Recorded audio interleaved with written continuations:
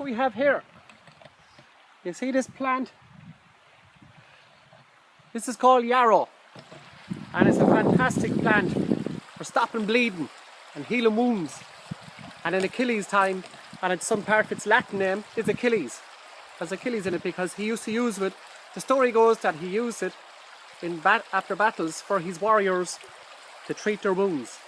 And during the Irish Wars, not too long ago, 100 years ago, they used to use it mixed with lamb's fat, and it'd have yarrow in it, and it also put it on their wounds.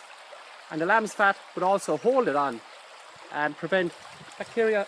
And it can make a really good cup of tea out of the leaves. Don't eat the roots. Can't use the roots.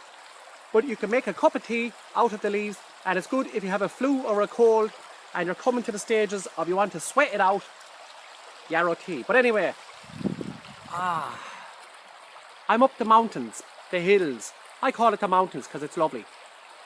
And that river, a river runs through it. I'm making something today out of an idea I have. I was sitting down thinking the other night of trying to make a different type of bed. So I brought that blue blanket. Sounds like a tongue twister. I brought that blue blanket. Yeah.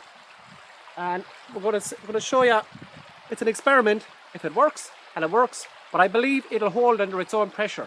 Let me go and have a look at this anyway and see how it goes. We'll do it step by step because I'm only making this up as I go along. I have a lovely blue blanket here. There's lots of deer around here. I could hear them barking earlier on, and I could see a couple of deer running through it. I haven't seen the dog in a while. She's gone off there for a walk. But anyway, I was thinking, using a blanket, how to make a bed up off the ground. I could maybe do it hammock style, but I've made 2 tripods, and they'll come into play at the end. But this was the idea. Using your blankie corner to corner. I believe it should work. And if you want to try this, see how you get on, let me know. But I believe if you get the corner and you start turning it till you have a couple of good wraps around it. Okay? That is one end. I'm going to do the exact same on that end. Then I'm going to do the exact same with these long poles. I'm going to do the same with this. Roll it all up, and I'm going to put lashings on the corners of each one to hold it in shape. There's a dog across the river. And I'm going to put one in each corner, but just by turning it, it's wrapping around it. But the good thing sometimes about using these spruce branches is all these little nicks and things like that. If you leave them, they'll give an extra grip onto the blanket. But if you roll it tight, it should hold under its own pressure. So we're going to go do that. I'm going to go finish it, and I'll be back in a minute.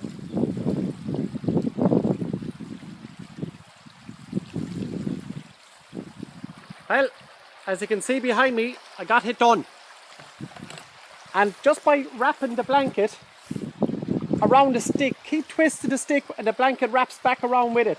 But I made these tripods, and you can see big massive tripods to suspend it.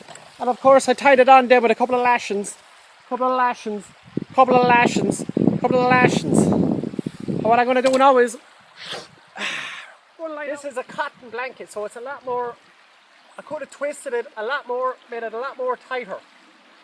Because there's a lot of give in that blanket. But the next time I make one, keep tightening so much that there's so much tension in between that there's less to give underneath. So we're going to hop into it anyway. But I'm going to take off the slippers anyway. Got to let the slippers outside.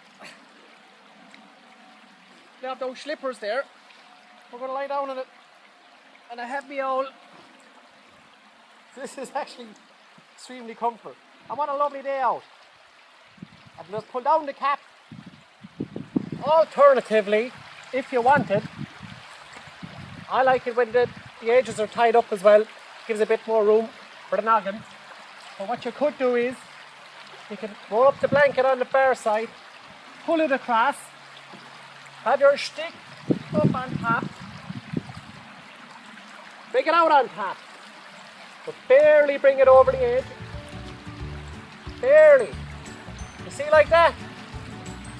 And like a pancake or bacon bread or bread rolls or twist, twist, twist, twist.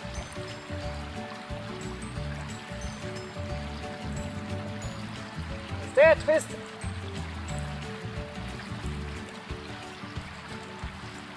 Get it in.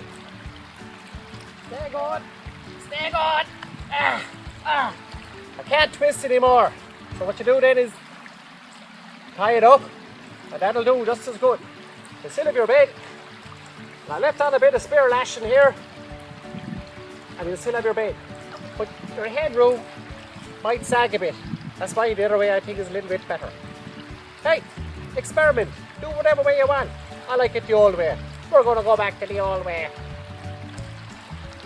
But I also just thinking, you could run a line from one of them to the other, put a tarp on top of that, and slaving it through the night.